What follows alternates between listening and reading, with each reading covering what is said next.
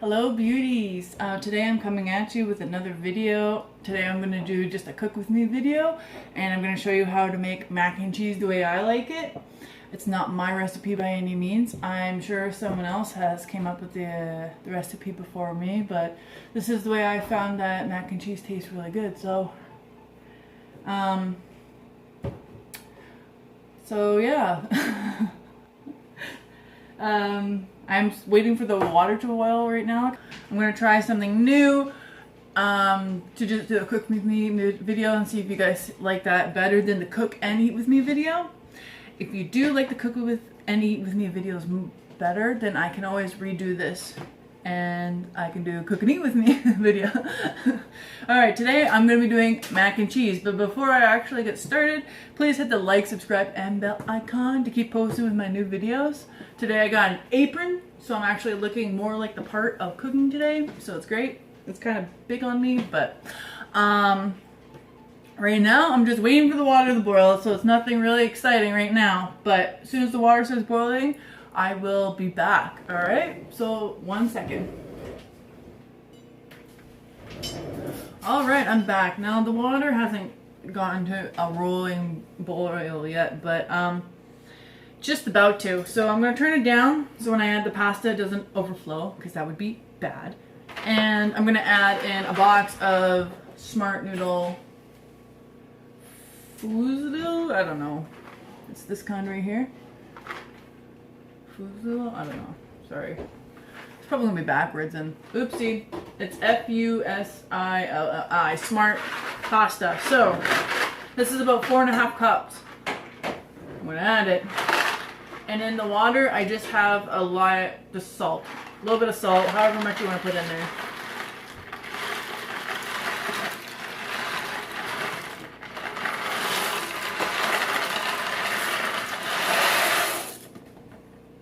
Okay.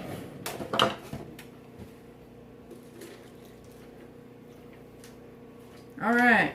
So now, I'm just going to wait until the pasta boils. And again, I'll be right back. Alright, now the pasta's almost cooked, so I just thought I'd come back and show you guys that it looks like it's coming along real good. I guess my burner doesn't actually make the pasta water boil, but it's cooking it, so I guess that's good. As you can see, I added an apron to my outfit. Now I look more official, like I'm actually trying to cook something. Maybe that I actually kind of know what I'm doing, maybe just a little. It's great. Alright, this noodle is coming along great. Now just always take one out to try it.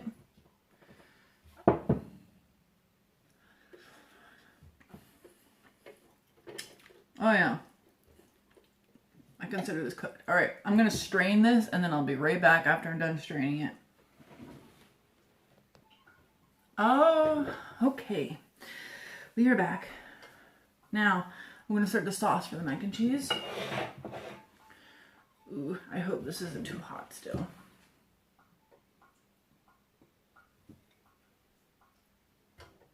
Okay, we're good.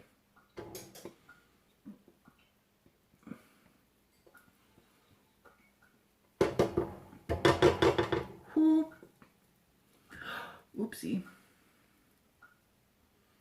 We'll pull that out for now.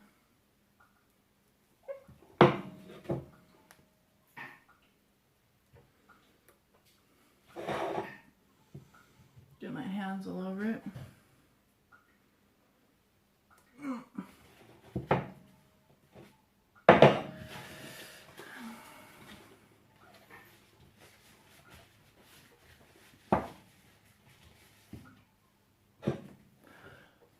Just 1 second. Alright, sorry about that little mishap, but my hands are clean. I always wash in between doing things. I always keep my hands clean. I guess doing things doesn't really explain anything, but I always keep my hands clean, especially when I'm cooking. So now I just have melted butter, So now I'm gonna add equal parts. The melted butter was about 1/4 of a cup, and now I have 1/4 of a cup of flour, and I also have some pepper in there. So we're gonna cook the flour in the butter.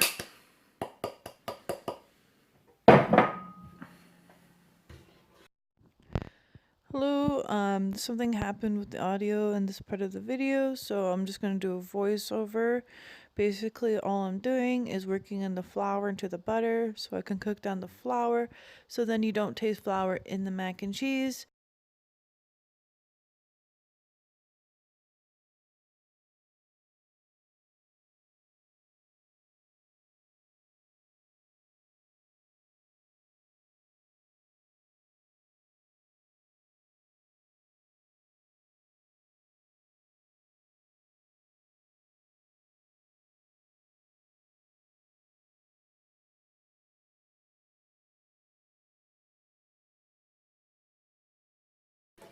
So now basically what I'm doing is I'm gonna cook the butter and the flour. I want this to get like a slight brown color. So then when you add everything else, it doesn't taste like flour. So if you've ever had like stew or gravy or anything like that, and it kind of tastes like floury or really bland, like almost like something killed the flavor of it, it's most likely because they didn't bake the flour long enough, which happens. My mom, when she makes gravy, she has all the juices of the whatever meat she cooked, like the turkey or chicken or roast beef or anything like that, and she puts it right on the element and just mixes the flour and cooks it like that. But I've tried to do that a few times and it didn't really turn out very well. I don't know why. I guess I didn't learn to bake the flour long enough. So I guess maybe I got so excited that I was gonna have gravy with my food and I didn't cook the flour long enough. So don't make that mistake. You want it to be a nice light brown. You don't want it too dark because we're not making the gravy, for example. And if you make it too dark, it'll make your mac and cheese a little dark. So yeah, learned that from experience too.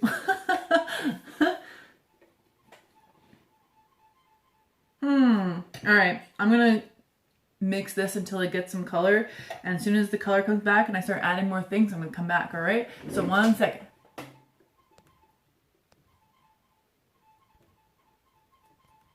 Yeah. All right, now I let this sit for just a couple minutes to start bubbling and all that, but I'm not gonna leave it until it starts getting really dark.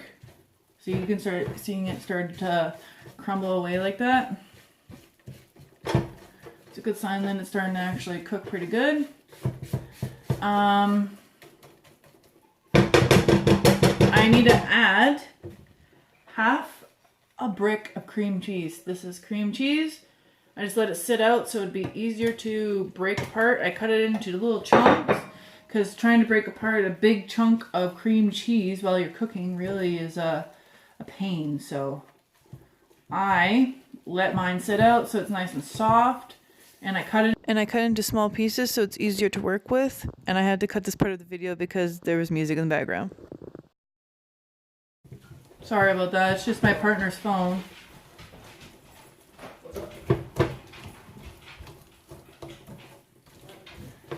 I'm gonna have to try and bleep that out when I go to edit this. So you guys can't really hear it then. Alright, now the first time I tried this recipe, or just tried it with the mac and cheese with cream cheese, my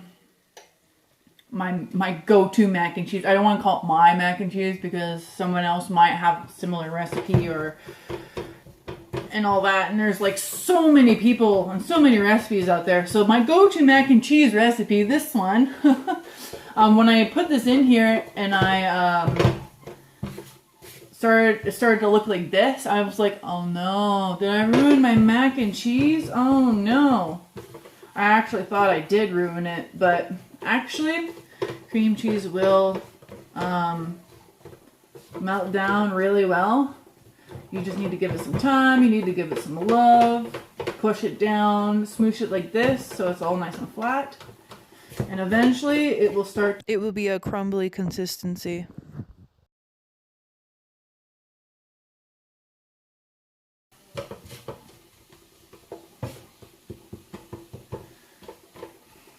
Watch, it'll prove me wrong. My memory won't serve me right.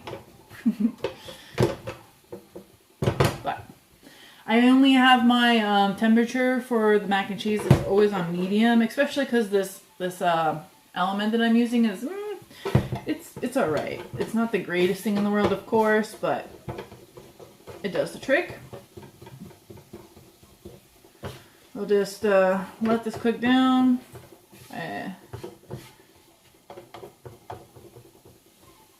Maybe I remembered this wrong. Maybe it won't turn into a creamy consistency until I add the milk. But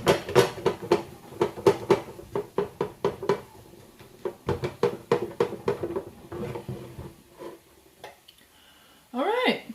Now I'm going to let this cook for a couple minutes, and then when I start adding more things, I'll be back, all right? 1 second. Okay, so now I've let this cook for another couple minutes. It's kind of like a crumbly consistency. I know I said it was going to turn to like a creamy consistency, but that's what will happen after I add the milk. I'm sorry. I guess my memory isn't the greatest. All right, so now it's like this. It's got some slight coloration, nothing too crazy. I've been letting it sit here and cook for a little while because you don't want it to taste like flour. So that is the most important part to cook it. So now it's all crumbly like this. And now let's start adding our milk.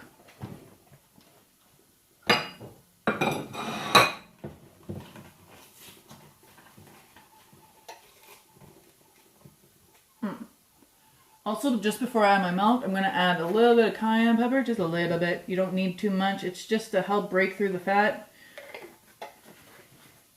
A little bit of smoked paprika. Just a tad for color and a little bit of smokiness. You don't need to let this cook super long because it's going to continue to cook even when you add the milk. So just a little bit of a sear on it, make sure to mix it good. I just add like the teeny tiniest little bit of cayenne. It's just a spiciness, helps to break up fat, especially if things are like really fatty. You know, always add a little bit of heat to it. That's why you jalapeno poppers. That's why they're so good, because all it is in the center is cream cheese, and then the heat helps you break through the cream cheese. Otherwise, it'd be too much, right? So, if it wasn't something else. All right, so now 1 cup of milk. I'm going to add it in little by little.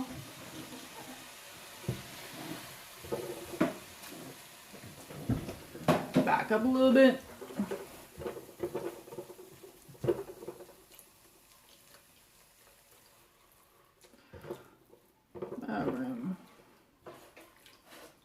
Now that it's cooled down a little bit, now we can just, now we'll gauge how much we need. I'm gonna,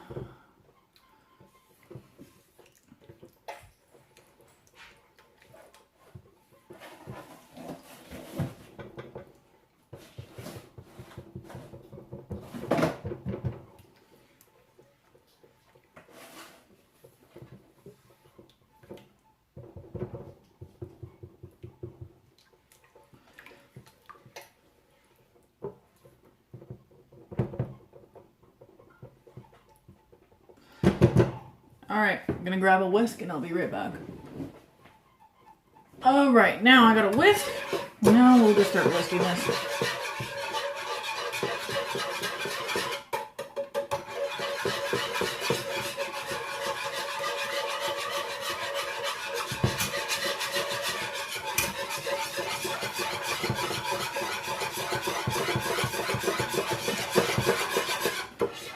we go. Now once you start whisking it, you can see that it's starting to break up the chunks. And then you're gonna add a need, maybe, this is about a little more than half a cup, but I don't think I'm gonna add it. That's about another half a cup of milk. You can use whatever milk you want. We use 2%, but there.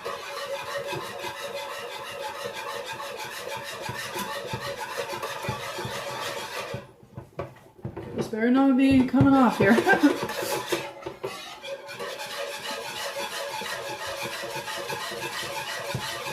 There we go, see? Now all the chunks are gone.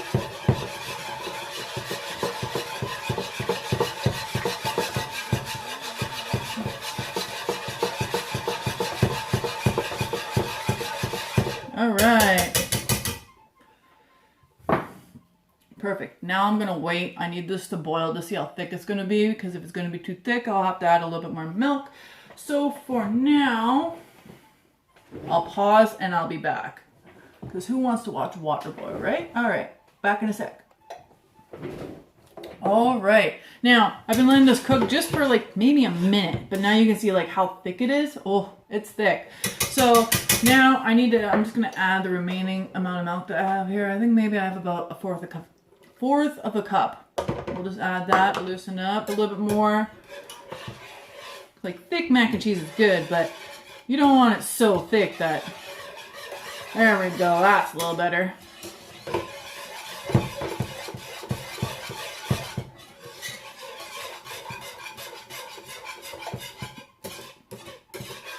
There we go, it's more like Alfredo now.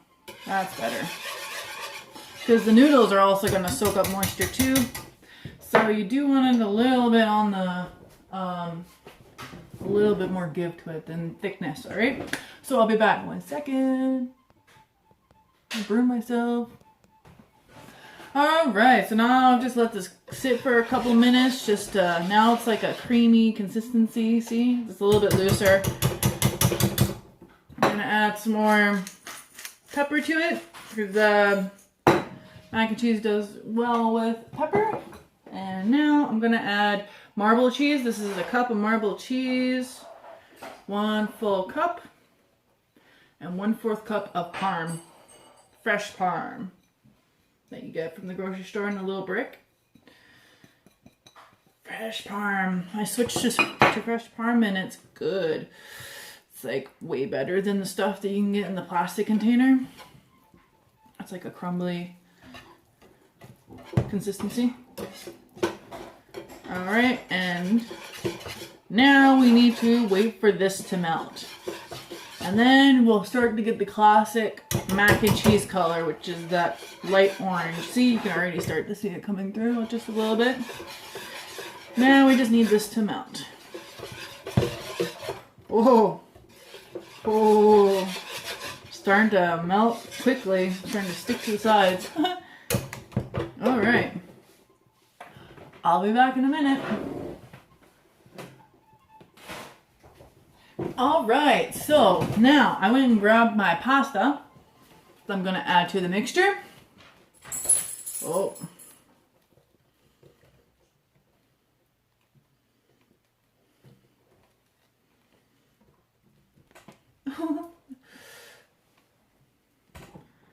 Okay, it's kind of mushing all together. That's great. Okay, we'll just break it apart just a little bit. My hands are clean. I haven't touched anything that would deem them dirty. But this pasta has completely melted together. I do not recommend the smart pasta. It's not great at all. It just is a mess, kind of, sort of, so. Alright, so now that I broke it apart, now we will mix it together.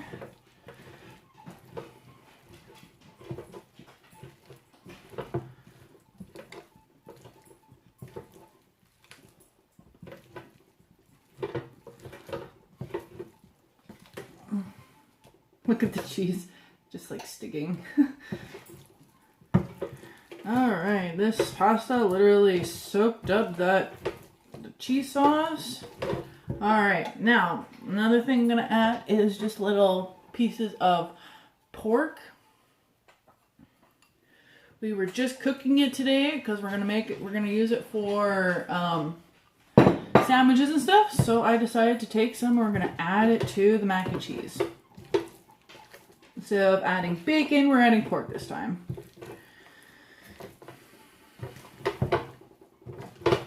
Alright. Now, if you use not smart pasta and actually regular pasta, it doesn't meld into a big lump like this stuff has. So I recommend just regular pasta. Alright, so now I'm going to add this to a dish and we're going to bake it. So I'll be back in a minute. Alright, I'm a little bit out of the picture, but I'm just going to scoop this in here.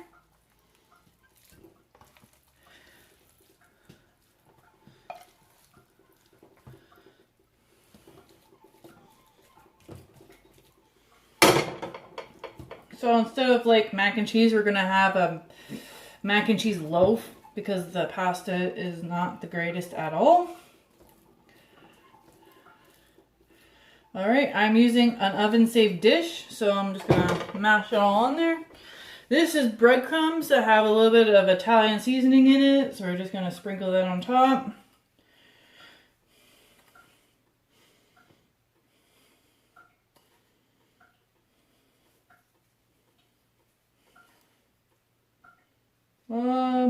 Generous amount. Alright, that should be good enough. Alright, now I'm going to pop this in the oven at a temperature of 200. So I'll be back. Alright, so the mac and cheese is just in the oven and it's baking. And I will make sure to show a picture of what it looks like when cooked and cut out and put on a plate. But that basically wraps up the video. Please hit the like, subscribe, and bell icon to keep posting my new videos. Please let me know if you like this video or not. I tried something new. I just to cook with me instead of a cook and eat with me. So if you like the video, thumbs it up and let me know in the comments. I would love to talk to you. So thank you so much for watching. I'll see you guys later. Bye. Alright, so here's what it looked like when it came out of the stove.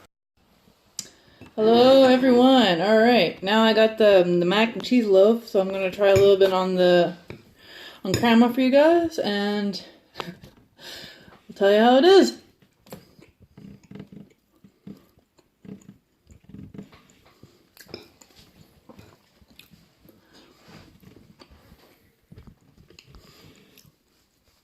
Really cheesy. Oh.